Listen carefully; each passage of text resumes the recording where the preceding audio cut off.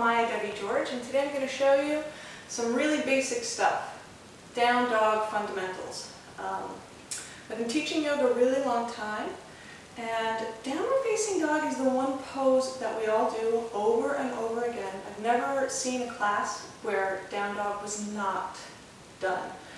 The thing with down dog though is that it is pretty complicated, there's a lot going on, and a lot of people are risking injury when they're doing the pose. So the first thing I want to focus on is the importance of not focusing on your hamstrings. I know everyone wants to get their feet flat in downward facing dog. Everyone thinks that's the point. It's not the point. And if you don't believe me, think about it this way. You can live without a leg, you can't live without your spine. So really, every time we do down dog, don't worry about getting your feet flat. Worry about making your back as long as possible. From the base of your skull to the tip of your tailbone, lengthen. So I'm going to show you a few tricks there. Trying to place the emphasis on the back. So coming into my down dog, and again, a lot of times people will sacrifice the back so they'll end up rounding out the spine trying to get their feet flat. So it looks something like this. Kind of like a hunchback. Not a good look. So what you really want to do is bend your knees, stick out your tuchus like you mean it, let your head drop. There's no point in holding your head up there. And really pressing through your palms, pressing the hands down and forward to really push the booty back and lift it up. Head is dropping.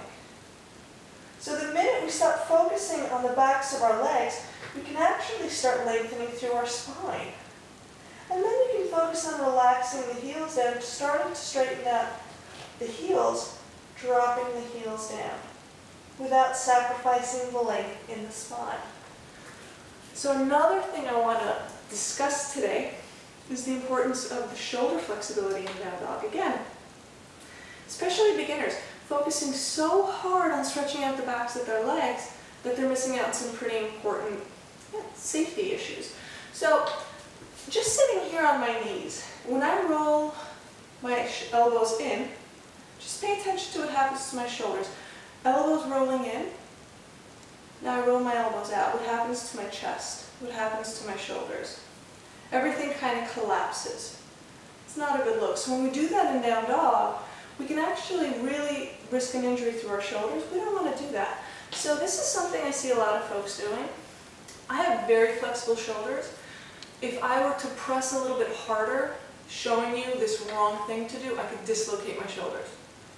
You're welcome. So pressing back. So this is what a lot of beginners do. They roll the elbows out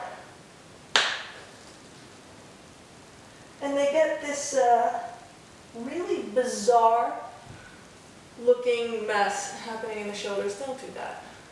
First of all, by doing that, you're putting a lot of pressure in these joints. We don't want that. We don't want to mess with our joints.